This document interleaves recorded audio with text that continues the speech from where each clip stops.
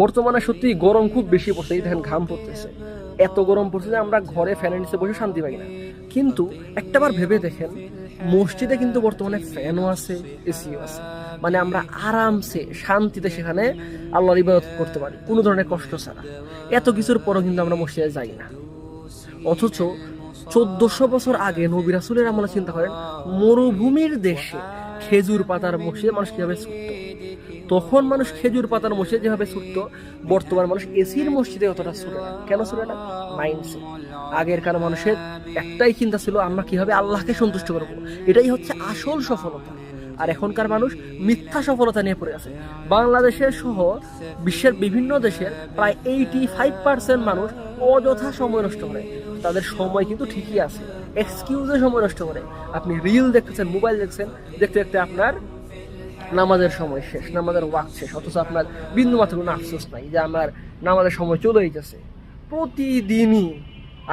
প্রায় প্রতিদিনই মৃত্যু সংবাদ শুনি। আজকে মসজিদে দেখলাম একজন মারা গেছেন, ওনার লাশ নিয়ে এসেছেন, আমরা জানাজা পড়লাম।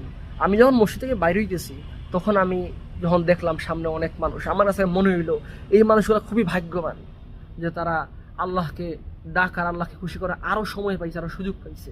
এই মানুষদের মধ্যে কেউ কেউ একটু পরে মারা যাইতে পারে, হয়তো 10 মিনিট, হয়তো 15 মিনিট, হয়তো কালকে, হয়তো 2 দিন পর মারা যাইতে পারে।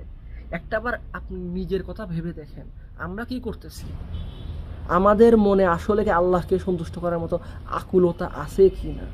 আমি একটা লাইন পড়ছিলাম একটা বইয়ের মধ্যে, যে তোমরা যদি সাহাবীদের দেখতে, তাহলে তোমরা তাদেরকে পাগল বলতে, তারা এতটাই আল্লাহ ভক্ত ছিল। আর সাহাবীরা যদি আমাদেরকে দেখতেন, তাহলে তারা আমাদেরকে অমুসলিম বলতেন। আমাদের অবস্থা এতটাই নিকৃষ্ট, এতটা নিচ। চাইলে সবই করা যায়। একটাবার ভেবে দেখেন, এখন বর্তমানে এত ফেসিলিটি থাকার পরও যদি যখন আমরা আল্লাহকে ডাকি না, মসজিদে যাই না, যদি আমাদের মসজিদের অবস্থাটাও ওই নবী রাসূলদের আমলে যেমন মসজিদের অবস্থা যেমন ছিল, গরম, হ্যাঁ, কোনো সুযোগ সুবিধা, কোনো ফ্যান নাই, কারেন্ট নাই, কিছু নাই, তাইলে কি আদৌ কত পার্সেন্ট মানুষ মসজিদে যাইছে? আমরা নিজের বিবেককে জাগ্রত করি, কারণ একটু পরে আমি মারা দিতে পারি। এখন মৃত্যুর আগে আল্লাহকে সন্তুষ্ট করার যে একটা চেষ্টা করতে হয়, ওই চেষ্টাটা আমরা করি। নামাজ পড়া খুব একটা কঠিন না। আপনাকে যদি নামাজের কথা বলা হয়, আপনি প্রথমেই বলবেন আমার প্যান ভালো। আপনার প্যান কেন ভালো থাকবে না?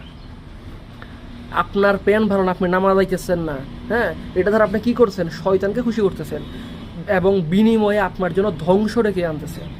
তো আশা করব যারা এখনও নামাজ পড়েন নাই, নামাজের ওয়াক্ত যদি থাকে নামাজটা পড়ে নেবেন এবং পরবর্তী যে ওয়াক্তগুলো আছে সময় মতো সবগুলো নামাজ আদায় করবেন ইনশাআল্লাহ।